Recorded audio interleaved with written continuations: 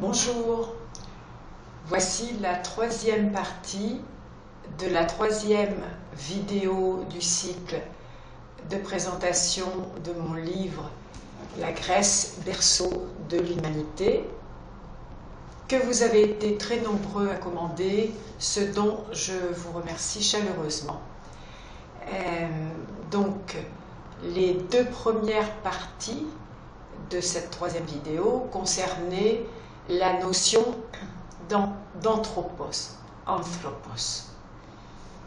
qui se différencie de la notion d'homme, tout simplement, que nous avons en français, et qui éclipse, si vous voulez, l'homme en tant qu'être humain, en tant que genre, homo en latin, et qui finalement se confond avec l'homme par rapport à la femme.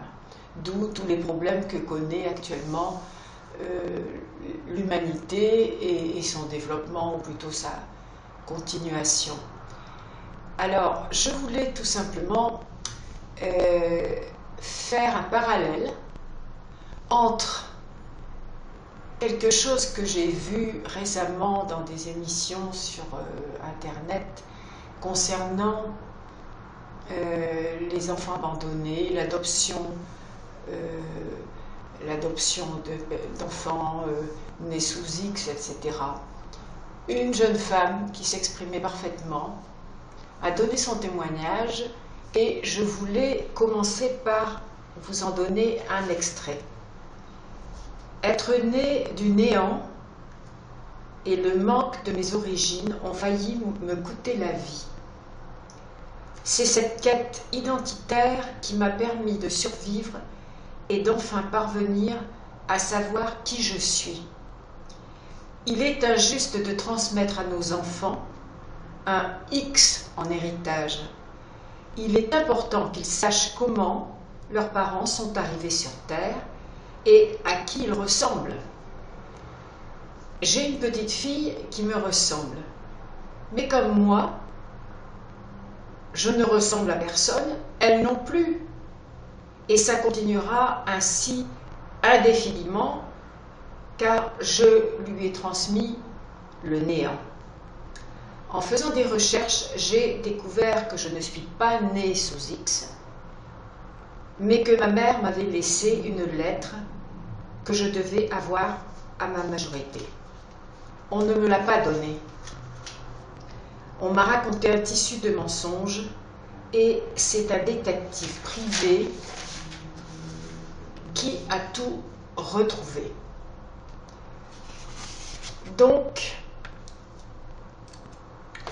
vous allez vite comprendre pourquoi je fais le parallèle avec ce que je vais vous expliquer aujourd'hui. La France est un des seuls pays au monde où on ne peut pas, où on considère, si vous voulez, que le père qui a élevé l'enfant est celui-là qui transmet l'identité.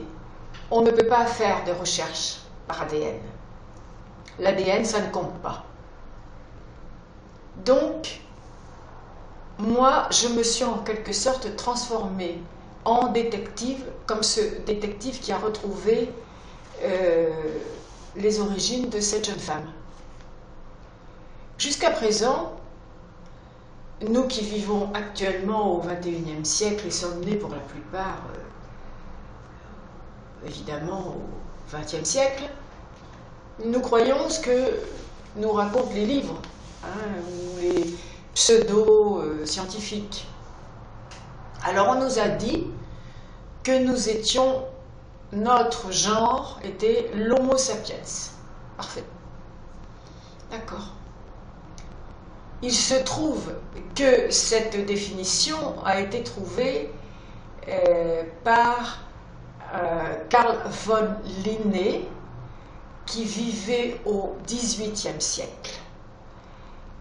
Il a fait la classification des espèces, et donc, pour l'homme, avec un grand H, il a dit que il a choisi Homo sapiens. À cette époque-là, tous les pseudo-scientifiques devaient écrire en latin, hein, pas dans leur langue maternelle. Carl von Linné était suédois, c'était un botaniste. Bon, la notion de l'anthropologie n'existait pas à l'époque. Elle a existé le siècle suivant. Donc à cette époque-là, il n'y avait pas d'anthropologie, c'est-à-dire ce qui concerne l'anthropos. Bon, alors maintenant, faisons un petit bond en arrière de quelques 24-25 siècles. Aristote est considéré par la communauté scientifique internationale comme le père de l'anthropologie. L'anthropologie est donc une notion récente. Mais pourquoi ne dit-on pas humanologie, puisque c'est l'homo sapiens et que c'est le latin qui prime dans ce domaine? Parce que c'est pas possible. Pourquoi? Eh bien parce que tout ce que prétendent ces nouveaux scientifiques, parce que le XVIIIe siècle c'est nouveau évidemment, pseudo-scientifiques, n'apporte rien de nouveau par rapport à ce que tous les Grecs anciens avaient déjà découvert. C'est-à-dire qu'ils avaient tout découvert, ils avaient tout trouvé, grâce à la langue hellénique qui était le véhicule de leur pensée. Le latin découle, provient du grec.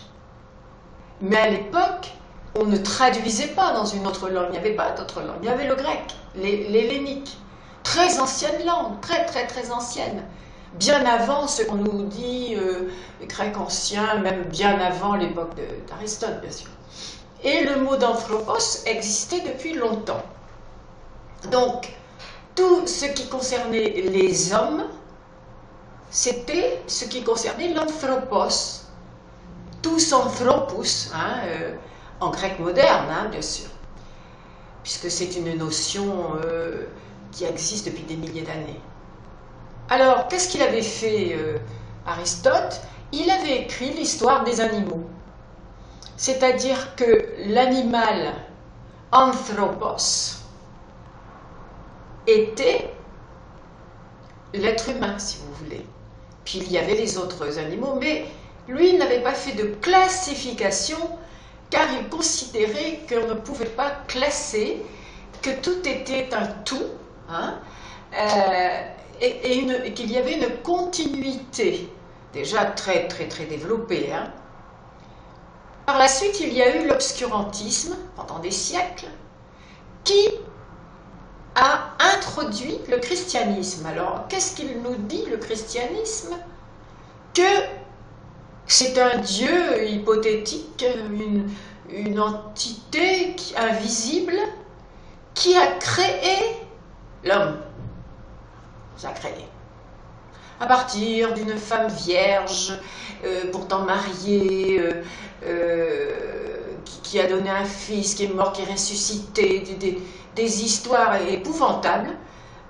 Je ne sais pas comment il est possible qu'un être humain normal puisse croire à tout cela, mais enfin le christianisme c'est ça, hein, la création de l'homme. Donc ce qui veut dire qu'avant le christianisme, ben, les hommes n'existaient pas. C'est-à-dire qu'Aristote il n'existait pas et toute l'Antiquité non plus. Donc, voilà où on nous mène, on nous fourvoie.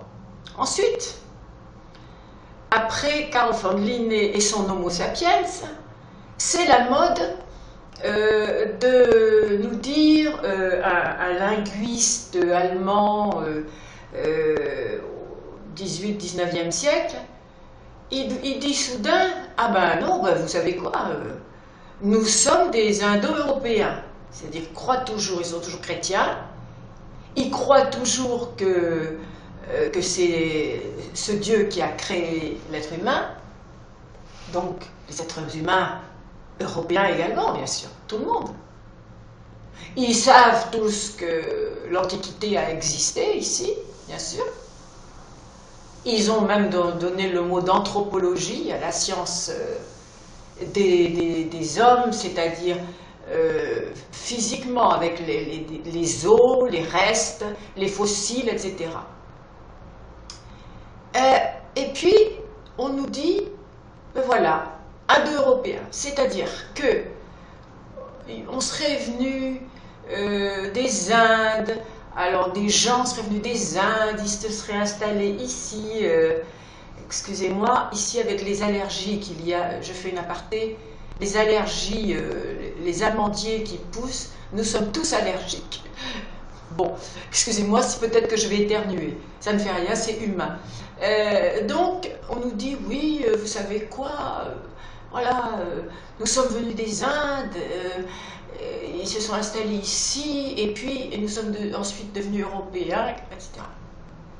Or, ce linguiste n'avait jamais mis les pieds aux Indes, mais il avait trouvé qu'il y avait des similitudes entre des langues qu'après on a nommées indo-européennes, bien entendu, faisant fi de tout ce qui avait existé auparavant, entre plusieurs langues, dont le grec et le latin séparément, alors que le latin vient du grec, bon bref. Et alors ça, ce sont des langues européennes, donc nous sommes indo-européens. Or, comme nous dit Arispoulianos, nous ne pouvons pas, on nous parle de langue indo-européenne, nous ne pouvons pas avoir de langue sans peuple. Un peuple parle une langue, hein, je ne sais pas, mais prenons l'espagnol. Voilà. Les Espagnols, c'est le peuple espagnol, ils parlent espagnol. Les Anglais, ils parlent anglais. Les Grecs parlent le grec, etc. Les Turcs parlent le turc. Non, non, là, c'est une langue, mais il n'y a pas de peuple. Bon, donc là, autre fumisterie. Alors, l'Homo sapiens, bien entendu, ça ne veut rien dire, puisqu'il y avait déjà l'anthropos, et toute l'histoire des animaux, dont celle des hommes, 2500 ans, 2300 ans avant Carl Linné, donc il n'a rien trouvé, il n'a rien découvert. Ensuite, les langues européennes, indo-européennes, ça n'existe pas, nous ne sommes pas non plus indo-européens. Un Dieu ne peut pas nous avoir créés, puisque il existait des anthropies avant, il y a 2000 ans. Et puis voilà qu'on nous rajoute à tout cela, eh bien vous savez quoi, vous venez d'Afrique. Nous venons tous d'Afrique. Alors je ne sais pas qui sont les indo-européens, qui sont ceux qui venaient d'Afrique, et puis le Christ, et puis l'Homo sapiens, tout ça. Vous vous rendez compte qu'on nous a menés en bateau. Nous ne savions pas jusqu'à présent qui nous étions. Nous ne savons. C'est-à-dire que ceux qui n'ont pas encore lu mon livre sont dans le même état que cette jeune femme née sous X, à qui on a caché ses origines, dans un tissu de mensonges, parce qu'on lui avait dit que qu'elle était née d'une mère guadeloupéenne, et puis après on lui a dit non, c'est pas ça, elle est chinoise, après on lui a portugaise, enfin bref, on lui a menti. Le détective privé a fini par tout retrouver, et la femme s'est apaisée, sachant parfaitement qui elle était et à qui elle ressemblait, quelles étaient ses origines.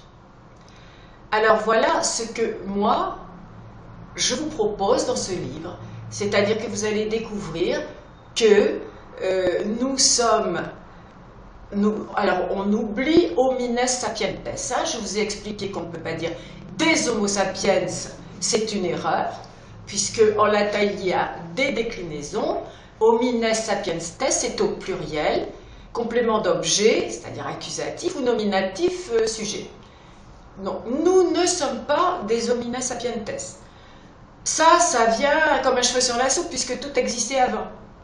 Et que tout le monde se réclame d'anthropologie, anthropologia au grec, et des sciences découvertes par les Grecs anciens. Il n'y en a pas eu d'autres depuis. N'importe quel nom de science ou de médecine vient du grec. Tous. pas du latin. Donc, il faut s'habituer à ce que nous soyons des anthropes. Moi, j'ai francisé le nom pour que ce soit définitif. Pas des hommes, des anthropes. Donc nous savons, vous allez lire évidemment dans mon livre toute cette évolution, hein, je ne vais pas tout vous dire aujourd'hui, sinon ce serait idiot d'avoir écrit ce livre. Vous allez comprendre, retrouver vos origines, nos origines, et comme cela, nous ne serons plus nés sous X, parce que jusqu'à présent, nous ne savons pas du tout qui nous sommes. On nous mène en bateau, on nous dit vous êtes ceci, vous êtes cela. Voilà pourquoi l'humanité en est arrivée à ce chaos, qui veut dire, qui est d'un mot grec complet, translitéré chaos, qui est le début de tout. Chaos, qui se dit en grec moderne aussi bien qu'en grec ancien. Voilà. Nous sommes dans un chaos, donc, maintenant, vous allez savoir qui vous êtes, à qui vous ressemblez.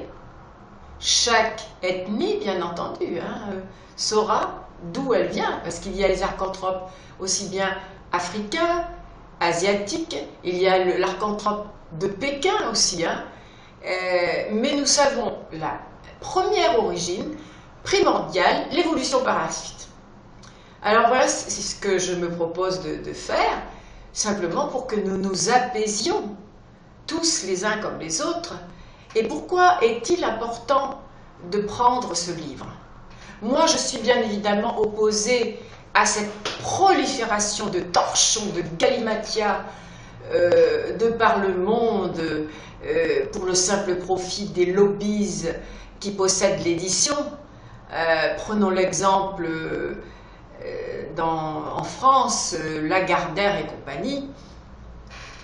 Pourquoi? Eh bien parce que tous ces torchons proviennent de gens illettrés. Je rappelle que illettré ne veut pas dire analphabète, hein. Illettré, c'est-à-dire qui a appris sa langue et puis qui en a oublié les règles fondamentales, qui écrit n'importe comment.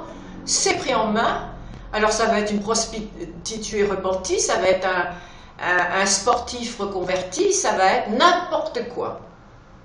Ça, ce n'est pas de la littérature et ce n'est surtout pas à conserver, et c'est criminel parce que les arbres coupés pour faire ces milliers de tonnes de torchons, c'est une honte.